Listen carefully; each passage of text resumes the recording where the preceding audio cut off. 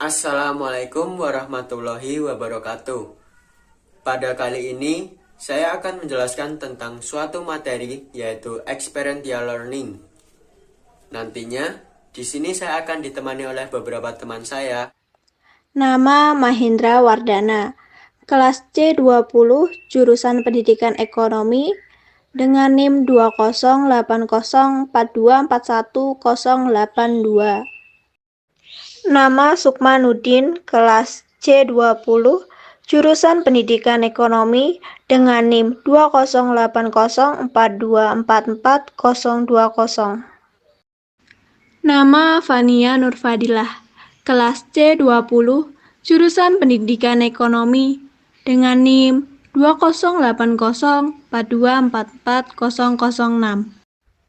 Nama Sahvelia Nira Nasihatur Rohmah, kelas C20, jurusan Pendidikan Ekonomi, dengan NIM 208042444011. Nama Muhammad Akbar Nasution, kelas C20, jurusan Pendidikan Ekonomi, dengan NIM 208042444028. Nama Arinda Jenny Nursukmawati, kelas C20, jurusan Pendidikan Ekonomi, dengan NIM 208042444045. Sebelum masuk ke materi, saya akan menjelaskan sedikit hal-hal apa saja yang akan kita pelajari nanti. Yang pertama, kita akan mempelajari tentang pengertian experiential learning. Dilanjut dengan karakteristik experiential learning, lalu tahap-tahap experiential learning, dilanjut lagi dengan kelebihan dan kekurangan model experiential learning, dan diakhiri dengan langkah-langkah model pembelajaran experiential learning. Untuk mengetahui lebih jelasnya, mari simak pembahasan berikut ini. Experiential learning adalah sebuah model holistik dari proses pembelajaran di mana manusia belajar, tumbuh, dan berkembang. Penyebutan istilah experiential learning dilakukan untuk menekankan bahwa experience atau pengalaman berperan penting dalam proses pembelajaran dan membedakannya dari teori pembelajaran lainnya, seperti teori pembelajaran kognitif ataupun behaviorism. Experiential learning merupakan pendekatan yang dipusatkan pada siswa yang dimulai dengan landasan pemikiran bahwa orang-orang belajar terbaik itu dari pengalaman. Dan untuk pengalaman belajar yang akan benar-benar efektif, harus menggunakan seluruh roda belajar. Dari pengaturan tujuan, melakukan observasi dan pengeksperimen, memeriksa ulang, dan perencanaan tindakan. Apabila proses ini telah dilalui, memungkinkan siswa untuk belajar keterampilan baru, sikap baru, atau bahkan cara berpikir baru.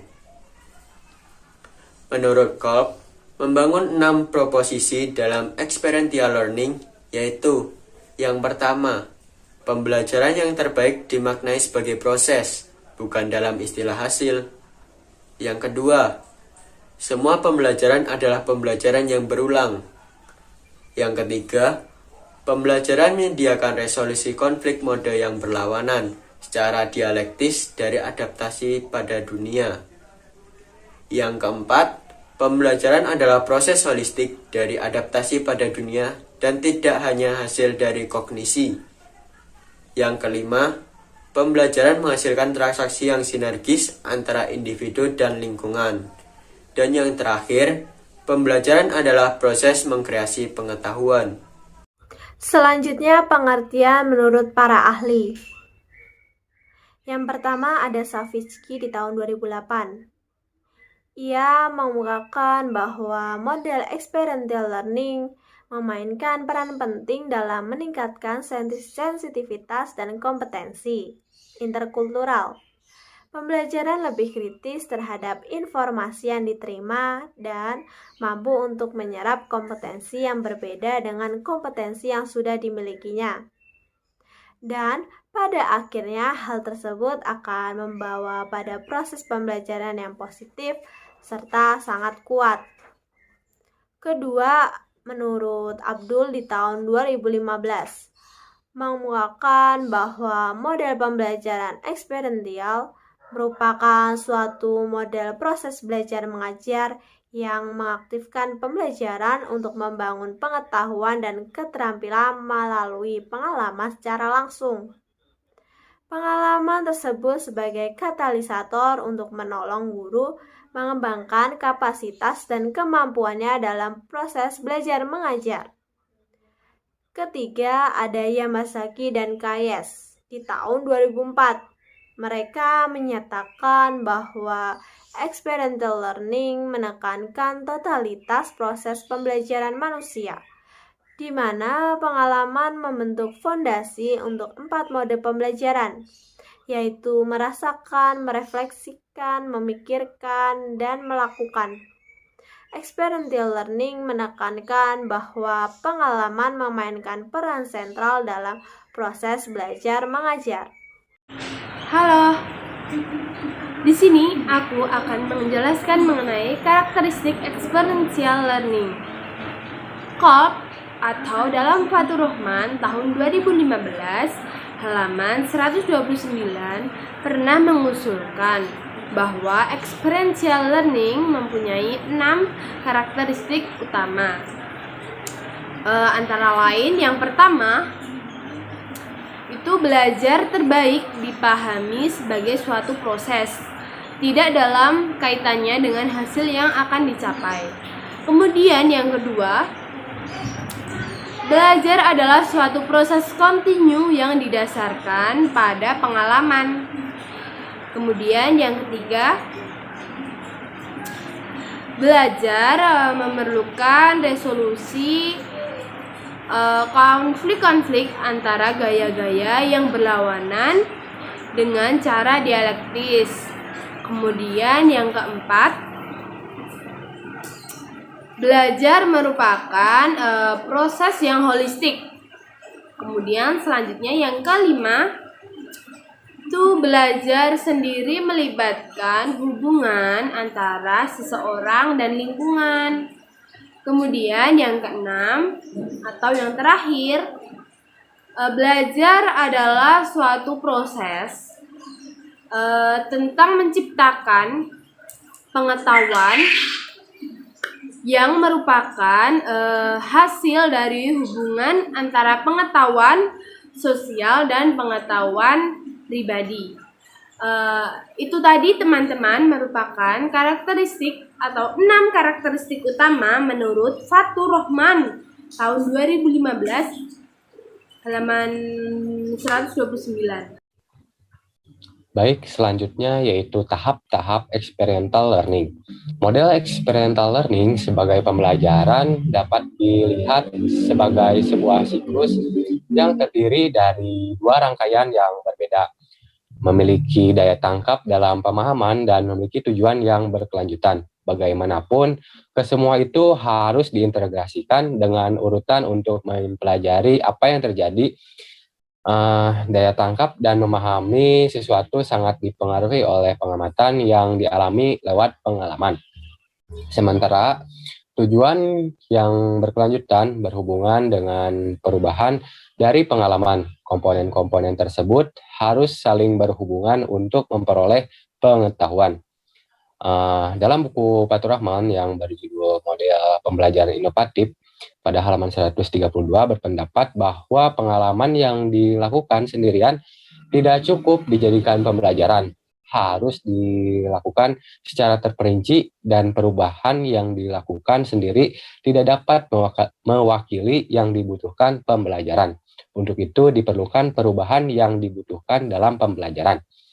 Model experiential learning mencoba menjelaskan mengapa pembelajaran lewat pendekatan pengalaman belajar berbeda dan mampu mencapai tujuan. Hal ini dibuktikan oleh berkembangnya kecakapan yang cukup baik yang dimiliki oleh beberapa individu setelah dibandingkan dengan individu lainnya. Pada buku Fathur Rahman juga yang berjudul Model Pembelajaran Inovatif pada halaman 134 tahun 2015 juga berpendapat bahwa pada dasarnya pembelajaran model experiential learning ini sangat sederhana, dimulai dengan melakukan DO. yaitu refleksikan atau reflect, dan kemampuan penerapan atau apply juga dielaborasi lagi, maka akan terdiri dari 5 langkah, yaitu mulai dari proses mengalami atau experience, berbagi, share, dan analisis pengalaman tersebut atau proses, juga menarik kesimpulan atau generis, dan juga penerapan atau apply. Masing-masing tujuan dari rangkaian tersebut kemudian muncullah langkah-langkah proses pembelajaran, yaitu concrete experience, reflective observation, abstract conceptualization, dan active experimentation. Adapun penjabaran dari langkah-langkah tersebut adalah sebagai berikut, yaitu yang pertama, concrete experience atau feeling, belajar dari pengalaman-pengalaman yang spesifik, peka terhadap situasi. Kedua, reflective observation atau watching, yaitu mengamati sebelum membuat suatu keputusan dengan mengamati lingkungan dari perspektif yang berbeda. Yang ketiga, abstract conceptualization atau thinking, yaitu analisis logis dari gagasan-gagasan dan bertindak sesuai pemahaman pada suatu situasi. Dan yang terakhir, yang keempat, active experimentation, yaitu doing, atau kemampuan untuk melaksanakan berbagai hal dengan orang-orang dan melakukan tindakan berdasarkan peristiwa, termasuk pengambilan resiko.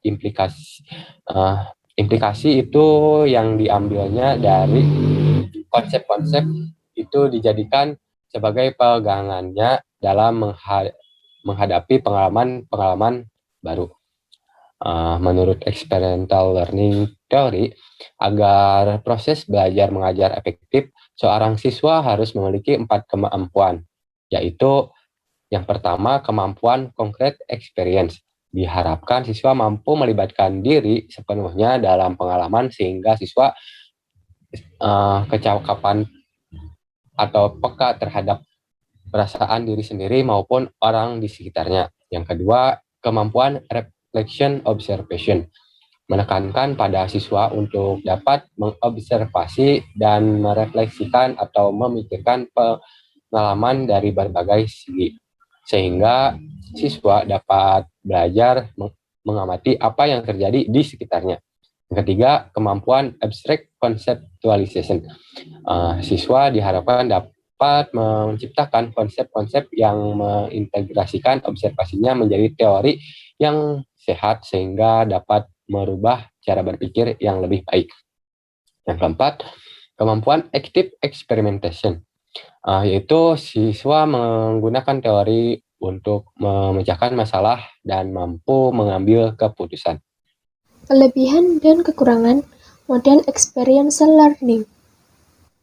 Fatur Rahman menyatakan bahwa beberapa kelebihan model experiential learning secara individual yaitu 1. Meningkatkan kesadaran akan rasa percaya diri. Yang kedua, meningkatkan kemampuan berkomunikasi, perencanaan, dan pemecahan masalah. Yang ketiga, menumbuhkan dan meningkatkan kemampuan untuk menghadapi situasi yang buruk. Yang keempat, menumbuhkan dan meningkatkan komitmen serta tanggung jawab. Yang kelima, mengembangkan ketangkasan, kemampuan fisik, dan koordinasi. Adapun kelebihan model experiential learning dalam membangun dan meningkatkan kerjasama kelompok, diantaranya 1. Mengembangkan dan meningkatkan rasa saling ketergantungan antar sesama anggota kelompok. Yang kedua, meningkatkan keterlibatan dalam pemecahan masalah dan pengambilan keputusan. Yang ketiga, mengidentifikasi dan memanfaatkan bakat tersembunyi dari kepemimpinan. Dan yang keempat, meningkatkan empati dan pemahaman antar sesama anggota kelompok. Pada model pembelajaran experiential learning, selain terdapat kelebihan, tentunya juga terdapat kekurangan. Adapun kekurangan model experiential learning yaitu pada kondisi siswa yang heterogen, didapati kesulitan karena beberapa siswa memiliki pengalaman yang belum pernah dirasakan, meskipun materi sudah disiapkan. Selanjutnya, menjadikan pengajar, menuntun, dan juga membimbing peserta didik agar memiliki pandangan seperti yang diharapkan. Hal ini masih sulit dimengerti sehingga masih sedikit pengajar yang mengaplikasikan model pembelajaran tersebut. Langkah-langkah mode pembelajaran experiential learning. Dalam menerapkan mode pembelajaran experiential learning, guru harus memperbaiki prosedur agar pembelajarannya berjalan dengan baik. Menurut Hamalik, ia mengungkapkan beberapa hal yang harus diperhatikan dalam mode pembelajaran experiential learning, yaitu sebagai berikut. Yang pertama, guru merumuskan secara seksama suatu rencana pengalaman belajar yang bersifat terbuka atau open-minded mengenai hasil potensial atau memiliki seperangkap hasil-hasil tertentu. Yang kedua, guru harus bisa memberikan rangsangan dan motivasi pengenalan terhadap pengalaman. Yang ketiga, siswa dapat bekerja sama secara individual atau kelompok-kelompok kecil atau keseluruhan kelompok di dalam belajar berdasarkan pengalaman. Yang keempat, para siswa ditempatkan dalam situasi-situasi nyata pemecahan masalah. Yang kelima, siswa aktif berpartisipasi di dalam pengalaman yang tersedia, membuat keputusan sendiri, menerima konsekuensi berdasarkan keputusan tersebut. Yang keenam, keseluruhan kelas menyajikan pengalaman yang telah dipelajari sehubung dengan mata ajaran tersebut untuk memperluas belajar dan pemahaman guru, melaksanakan pertemuan yang membahas bermacam-macam pengalaman tersebut. Prosedur dalam pembelajaran ekonomi pada experiential learning terdiri dari 4 tahapan, yaitu 1. Tahapan pengalaman nyata, kedua, tahap observasi refleksi, ketiga, tahap konseptualisasi, keempat, tahap implementasi. Tahapan ini sering disebut mode Kolb, bahwa experiential learning consists of the 4 elements, namely concrete experience, observation, and reflections, the formation of abstract concepts, and testing in new situations. Proses belajar dimulai dari pengalaman konkret yang dialami seseorang. Pengalaman tersebut kemudian direfleksikan secara individu. Dalam proses refleksi, seseorang akan berusaha memahami apa yang terjadi atau apa yang dialaminya. Refleksi ini menjadi dasar konseptualisasi atau proses pemahaman prinsip-prinsip yang mendasari pengalaman yang dialami serta perakiraan kemungkinan aplikasinya dalam situasi atau konteks yang baru. Proses implementasi merupakan situasi atau konteks yang memungkinkan penerapan konsep yang sudah dikuasai. Kemungkinan belajar melalui pengalaman-pengalaman nyata kemudian direfleksikan dengan mengkaji ulang apa yang telah dilakukannya tersebut. Pengalaman yang telah direfleksikan kemudian diatur kembali sehingga membentuk pengertian-pengertian baru atau konsep-konsep abstrak yang akan menjadi petunjuk bagi terciptanya pengalaman atau pelaku-pelaku baru. Proses pengalaman dan refleksi dikategorikan sebagai proses penemuan atau finding of, sedangkan proses konseptualisasi dan implementasi dikategorikan dalam proses penerapan atau taking action.